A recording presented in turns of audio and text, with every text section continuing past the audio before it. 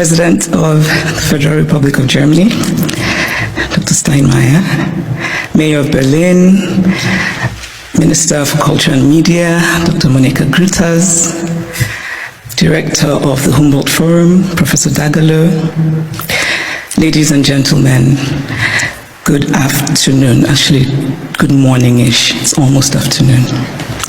Thank you for having me here. When I was researching my second novel, Half of a Yellow Sun, which is set during the Nigerian Biafran War that started in 1967, a woman told me a story about her elderly father. It was early in the war, and they were in their Biafran hometown, feeling relatively safe because the war seemed far away. Then suddenly they heard the loud, terrifying sounds of bombing very close to them, and they knew that they had only minutes to leave their home and run into the interior for safety before the Nigerian soldiers arrived. The elderly father was a wealthy man, but the only thing he rushed to take with him was his ikenga, a piece of wood, a beautifully carved piece of wood. But it wasn't just a piece of wood. It was also the repository of spiritual meaning. The ikenga represented his chi, his personal spirit, as well as his ancestors, his guardian angels. I was struck by this story. This man, facing the possibility of never seeing his home again, chose the thing that mattered most to him.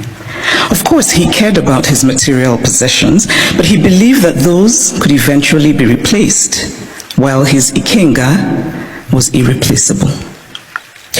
There are ikengas in various museums all over the world today, and it is easy to forget as we stare and admire them behind cold and clinical glass barriers that these are objects that are religious, spiritual, sacred. Art lives in history, and history lives in art. Much of what we call African art are also documents that tell stories. Some are literal in their storytelling, like the beautifully ornate Benin stool that was sent to the Oba of Benin by his people when he was exiled by the British, and which he looked at and immediately could deduce from the carvings the state of his British plundered land. Other sculptures and carvings are more metaphorical.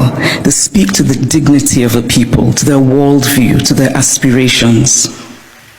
Some of the early Christian missionaries across the African continent were very keen on destroying African art. Carved African deities, which they told the Africans were just magic.